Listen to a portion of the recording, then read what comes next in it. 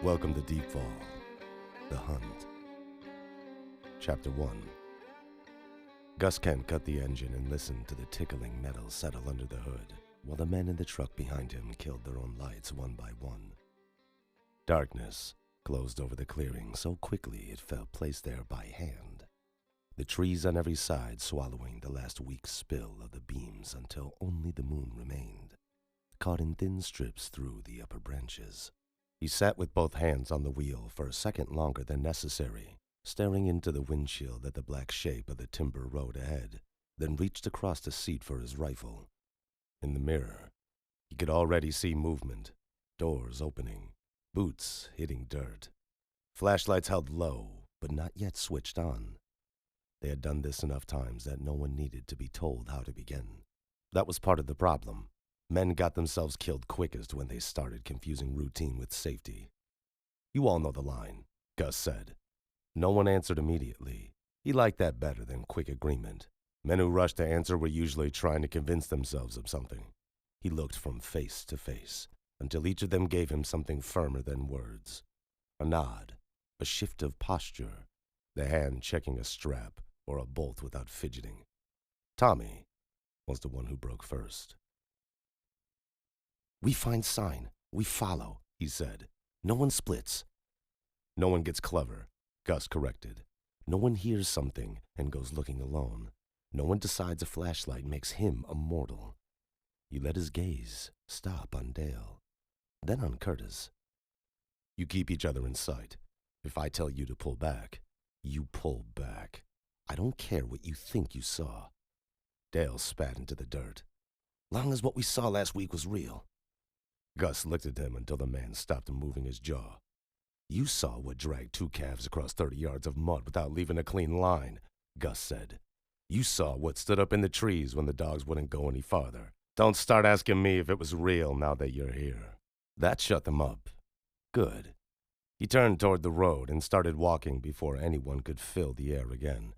Gravel gave way to old dirt, and then to the softer ground where the timber cut had been abandoned years back, and the woods had begun reclaiming it in slow, hungry increments. The men followed in the order he had set before they ever came out. Gus first, Raymond last, the others spaced between. No one used the light at first. There was enough moon for the opening stretch, and once artificial light touched the trees, the night always felt like it had learned your shape. The first quarter mile gave them almost nothing. Pine, damp earth, the occasional snap of deadfall under a boot too heavy to hide itself, and the steady cold that kept sinking through Gus's jacket no matter how warm he'd been in the truck. He tracked by habit more than sight, reading the shallow depressions in the roadbed where runoff had dried, the places where brush had been bent back and not yet sprung fully upright. Something had been moving through here, more than one something. He crouched once and touched the dirt with 2 fingers, then rubbed the grit between thumb and forefinger. Fresh enough, wrong enough. He kept moving. Behind him, Curtis said, too quietly, "You smell that?" Gus did not stop. "Wet cedar." "No." Raymond's voice came from farther back. "Blood." Gus lifted one hand and his whole line halted. He listened. Not for growls or branches or any of the things men told themselves the woods would give them if danger was honest. He listened for absence. Crickets had dropped out somewhere ahead. Wind still moved overhead, but lower down the air felt held. He turned his head slightly, drawing in through his nose. Raymond was right. Not much, but there. Blood gone thin in damp air.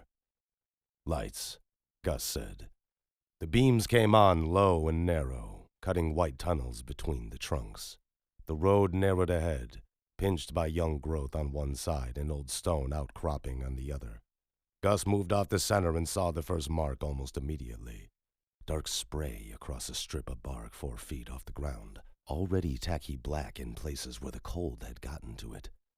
Tommy swore under his breath. Dale swung his flashlight too quickly and lit nothing but brush. "Easy," Gus said. Curtis moved up a step and crouched near the edge of the tracks. "Tracks!" Gus came over and looked. They were there, but not clean. Not in the satisfying way animal signs should be. Too many passes over the same patch. Long impressions, then nothing. Then a cluster as if several bodies had occupied the same 3 feet of ground, and then ceased to weigh anything at all. One print pressed forward into mud, and then bent backward at an angle that made no sense. As though the thing that had made it had changed its mind without turning its body. Dale let out a low whistle. "That's not right." "No," Gus said. "It isn't." He stood and scanned the trees. The beam from his light struck one trunk, then the next, then the narrow gulch beyond the road where runoff carried black water downhill after storms. For a second, the space beyond, it looked deeper than he remembered. Not bigger, just farther away than it had any right to be. He blinked once, and the feeling held. "Gus?" Tommy said. He turned. "What?" Tommy pointed left into the trees. "I thought I saw somebody." Raymond barked out a humorous laugh. "At midnight in these woods?" "Shut up!" Tommy snapped. "No," Gus said, more sharply than either of them. "Everyone shut up." They did. He heard it then. Not a footstep, not breath, not the clean crack of a branch under weight. A soft dragging sound moving between trunks to their right, then somehow, impossibly to their left before the first one should have finished. Curtis swung his light toward it. The beam caught a stand of saplings, a low nest of fern, a patch of old snow still hidden under brush where the sun never reached. Nothing there. Gus lifted his rifle and felt the cold metal settle into his hands with a familiar certainty that did almost nothing for the pulse in his throat. "We turn back?" Dale asked. There was enough hope in it to make Gus hate him for a second. "No." He heard the answer come out of his own mouth and knew by the silence after it that the others had wanted something else. Didn't matter. Whatever was in these woods had already come too close to town. Too close to cattle and fences and porch lights and things people had built to keep the dark in its proper place. If they walked now, it would not stay here because they asked politely. They moved off the road and into the trees. The ground sloped harder than it should have. Gus knew the stretch. He had hunted it in snow and thaw and damp September rot. It did not drop this quickly, and yet with each careful step, the road disappeared farther behind them, not visually, but in the body, in the sense that they had gone 100 yards when they could have not gone 20. Curtis kept muttering numbers under his breath, as if counting distance would force the woods to obey it. Dale breathed louder each time they stopped. Raymond alone stayed measured, sweeping his light in tight, disciplined arcs, and never too fast. They found the first body by the jacket. It hung, half over a fallen log, as if the man had tried to climb it and been stopped in the middle of deciding whether he was still alive. Tommy Vale made a sound Gus had never heard out of a grown man before, and then clamped his mouth shut so hard his cheeks shook. The face was gone, in the sense that faces are not meant to be opened that way. One arm had been torn out of line and left twisted under the torso, the sleeve ripped back to the shoulder. The blood on the leaves beneath had not sprayed in a single direction. It was flecked, smeared, crossed over itself.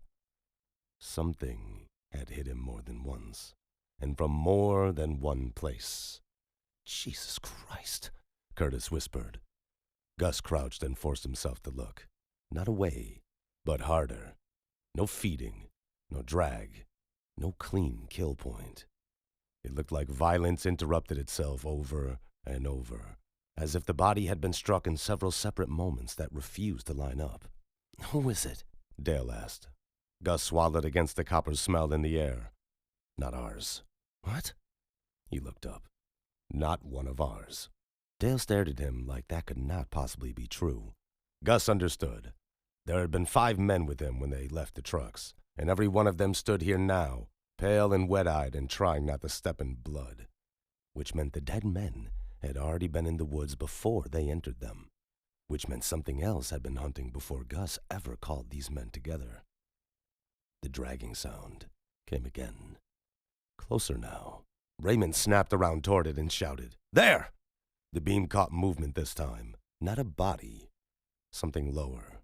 Too fast, slipping between the trunks in a series of wrong short bursts that made Gus's eyes lose it each time it crossed from one patch of moonlight into another.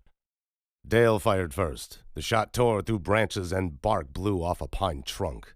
The report cracked through the woods and came back at them from too near. Too fast. Like the dark had thrown it. "Hold your fire!" Gus yelled. Tommy screamed. Gus turned in time to see him go backward. Not fall. Go backward, as if something had struck him high in the chest and lifted him off his feet before the body remembered it was heavy. His flashlight spun once, beam strobing up the trunks, and then the boy hit the ground hard enough to lose the rest of the sound in him. Dale rushed 2 steps toward him and disappeared sideways into black brush with a noise like a man being yanked underwater. Everything broke. Curtis fired twice more. Raymond shouted his name. Gus moved toward Tommy and saw at once there was no helping him. The front of the jacket had been opened. Not torn. Opened. Gus looked up and caught a shape between the trees. A shoulder too high. A turn of a head too quick. Something pale and wet, where no face should have been. Then Raymond was shouting again from somewhere that did not match where he had been a second earlier. "This way!" Gus spun toward the voice and found only trees. Curtis crashed into him shoulder first, nearly knocking the rifle loose. "Where are they?" Curtis hissed. Gus opened his mouth and the woods answered for him. A weight hit Curtis from the side hard enough to fold him. Gus saw the body bend around the impact before both of them vanished into the dark beyond the outcropping. Curtis screamed once, then again, then not at all. Raymond fired twice from somewhere ahead. The muzzle flashes lit the trees in white-orange slices, and for those instants Gus saw too much. A trunk where the gulch should have been. Tommy's body farther than it had fallen. Blood on a stone 10 feet above the ground, as if the night itself had been turning the pieces over. Something moved behind him.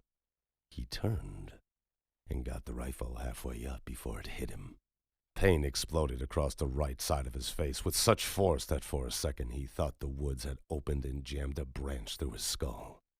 He staggered, swung blindly, felt stock connect with something hard and living, and then the world filled with white so bright it erased shape. He dropped to one knee, with both hands over his eye, and came away slick and hot. The air rushed in around him. Not air. Sound. Too much of it. Men yelling where no men still should have been. His own breath. Water. Branches moving without wind. Run. Gus slammed the truck into gear and tore down the road half blind, blood filling his mouth where it ran over his lips. One hand on the wheel, and the other pressed uselessly against the ruin of his face. The trees flew past in black streaks. Gravel spat from under the tires. Somewhere behind him, in the woods he had thought he knew all his life, 4 men lay opened under a moon that had watched the whole thing happen and offered nothing. He drove with the certainty of a man who had seen the edge of the world and understood at last that it had started opening. The Crash, Chapter 2. The call came in while Mateo was halfway through a stale protein bar and pretending that counted as dinner. He had parked the ambulance in the gravel lot behind the gas station on the north edge of DeepFall, engine idling low against the cold, charting the end of a diabetic transport nobody would remember in the morning. The sodium yellow lights over the pumps painted the windshield in a greasy glow that made the whole world look tired. Beside him, Elara was leaning back with one boot on the edge of the stepwell, thumb moving over her phone while dispatch crackled through the speaker in half-heard fragments from other units. Deer strike on the county line. Lift assist near Miller Road. Welfare check canceled. Then the tone cut sharp across the cab, and both of them looked up before the location had finished populating. Single vehicle rollover. Male driver. Severe facial trauma. North Timber Road just east of Cradle Spur. Mateo dropped the wrapper into the cup holder and reached for the radio. Medic 2 responding. Elara had already put her phone away and was pulling the clipboard off her knees. North Timber, she said. That's good. It's never good when they say facial trauma. No, I mean close. He put the rig in drive and pulled out too fast, tires spitting gravel before catching pavement. The road north of town narrowed quickly, streetlights falling away after the last row of old houses and giving way to black trees and wet shoulder. The sky held no clean moon tonight, just a low smear of brightness caught behind cloud, enough to silver the tops of the pines without helping anybody on the ground. Mateo leaned forward slightly, as if that would let him see farther into the dark. He knew the route. Everyone in DeepFall knew the route. Old timber access, partial washout near the bend, a stretch where the woods press close enough to make the road feel borrowed rather than built. What are you thinking? Elara asked. That a rollover with facial trauma at this house means drunk, scared, or both. In the woods? Mateo glanced at her. What about the woods? She shrugged one shoulder, already opening the airway bag and doing the quiet, fast inventory she always did before a scene. Nothing, just weird place to drive fast enough to flip. It's DeepFall. Half the town thinks speed limits are a communist suggestion. That's not a sentence anyone says. It is now. Elara snorted once and set the bag by the side door, but the sound didn't hold. The farther north they drove, the quieter the cab got. Not tense exactly. More like the kind of silence that settled when both of them started listening beneath dispatch traffic for something else. The road dipped and curved. Pines rose dense on either side. Their beams picked out wet bark, ditch water, pale rock, and the occasional strip of old reflective paint fighting to stay useful on the shoulder posts. Mateo took the bend by instinct and saw the wreck a second later, upside down against the tree line, one wheel still turning slowly in the air. He hit the brakes hard enough to throw both of them forward. The truck, or SUV, hard to tell at first in the angle of it, had left the road head-on at the outside of the curve, rolled once, maybe twice, and come down crushed against a stand of saplings that had bent under the weight instead of stopping it. One headlight still worked. It burned low and sideways into the brush, illuminating ferns, churned mud, and steam lifting from the twisted front end. Glass glittered over the ditch and shoulder in long, wet fragments. The driver's side had taken most of the damage. Mateo killed the siren, but left the emergency lights going, bathing the trees in red and white pulses that made the whole scene feel unstable. Scene safe? Elara asked. Mateo looked once into the woods beyond the wreck. Nothing moved. The trees stood too close and too still, their lower branches shining wet where the ambulance light struck them and disappearing immediately after. Safe enough, he said, though he did not like how quickly the dark swallowed the edges of the light. They were out and moving before the engine finished settling. Elara grabbed the trauma bag. Mateo took the airway kit and the stretcher frame release in one hand because if the driver was pinned, he wanted the option ready. The smell hit him before the body did. Coolant, torn earth, burned rubber, and blood so fresh it sat metallic and hot under everything else. He reached the driver's side and saw that the windshield had burst outward in a white-veined bloom. The side window was gone completely. For 1 second, he thought the cab was empty. Then the man moved. Not much. A jerk of the shoulder first. Then a hand, clawing weakly against the collapsed roofline from inside. Mateo dropped the gear and went down on one knee by the opening. The driver was twisted half out of the seatbelt, body hanging at an angle that made the neck look wrong until Mateo found the shoulder line and saw that it was only the position. Blood sheeted down to the right side of the man's face and neck in such volume that it took another second to understand what he was looking at. The eye was gone, not shut, gone. "Sir," Mateo said, voice flat on purpose. "Can you hear me?" The man's remaining eye snapped to him so fast Mateo felt it like a touch. He was conscious in the ugliest way a person could be conscious. Too much adrenaline, too much pain, too much will still holding the body in place after it should have started fading. "Get me out," he said. "We are. Don't move your neck. Get me the hell out." Elara came in on Mateo's left and stopped short enough that he heard the air catch in her throat before training overrode it. "Jesus." "Yeah," Mateo said, Vitals, now. She moved instantly, one hand finding the carotid through blood and collar, the other bracing against the doorframe. Pulse is fast, really fast. No shit, the man snapped. Mateo reached through the broken opening and found the belt latch under the driver's hip. Sir, I need your name. The man blinked blood out of his remaining eye and seemed genuinely offended by the question. Gus. Last name, Kent.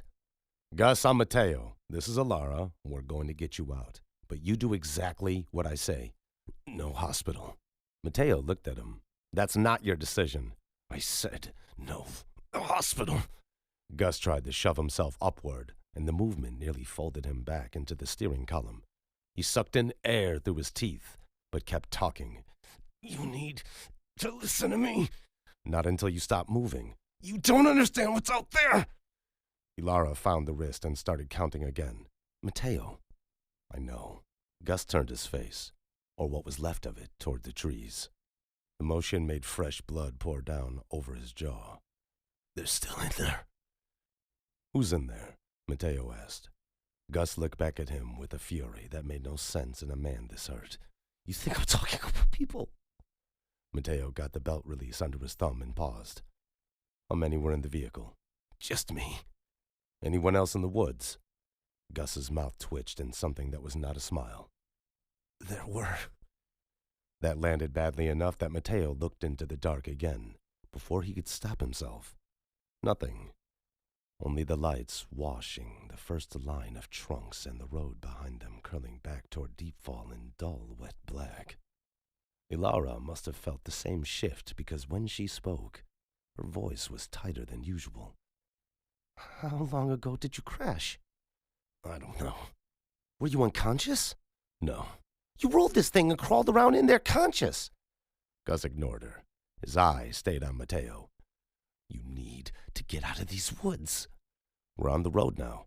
It's the same thing now. Mateo unlatched the seatbelt and caught Gus by the chest before gravity could finish where the crash started. The man made a sound so deep and involuntary it barely seemed human. But he stayed conscious, jaw shaking, one hand trying and failing to find leverage on the roof. Blood soaked Mateo's glove instantly. Elara! Collar! She had it open before he finished. Gus, listen to me. I need to get this under you. No. Hospital! Gus said again, but weaker this time. More from stubbornness than force. Mateo got one forearm behind him and eased him toward the opening. You have half a face right now. You don't get to negotiate. Gus suddenly grabbed Mateo's sleeve with surprising strength. I saw it. Mateo held him there, because if he tried to move too fast, the man would either pass out or break something they had not found yet. Saw what? The end. Elara slipped the collar in and locked it. Great. He's having religious revelations. Gus whipped his eye toward her so hard she almost leaned back. You think this is funny? No, she said. I think your orbital cavity is open to the cold air, and if we don't clean what's left in there, you're going to lose the other eye and die from a massive infection, so pick a priority. That stopped him. Not because he fully believed her. Mateo saw the resistance still in him, the instinct to reject anything that sounded like surrender. But the words reached whatever remained of his practical brain under the blood and shock. He breathed once, shallow and sharp, then looked back at Mateo. There were 5 of us. Mateo glanced at Elara. She was already hearing it too. In the woods. Gus nodded once. Where are they now? The hand on Mateo's sleeve lightened. Dead. The words hung there between them, ugly and certain. You saw that happen? Gus swallowed. For the first time since they got there, the fury in him flickered around the edges and something worse showed underneath. Not grief. Not yet. Something closer to insult, as if the world had shown him something he could not permit to exist, and he had not yet figured out how to punish it. Get me out of here, he said. They did it fast and ugly, because there was no other kind of fast left. Mateo and Elara stabilized as much as they could at the vehicle, then dragged and turned him through the broken opening onto the board in a motion that made Gus curse so hard his voice shredded. He nearly blacked out halfway through, then surged back to full hateful awareness with enough force that Mateo had to pin one shoulder to keep him from ripping the collar loose. By the time they got him onto the stretcher, he was shaking with cold and blood loss, but still trying to twist his head toward the tree line. "Don't look over there," Mateo said. Gus laughed once, breathless and wrong. "Too late."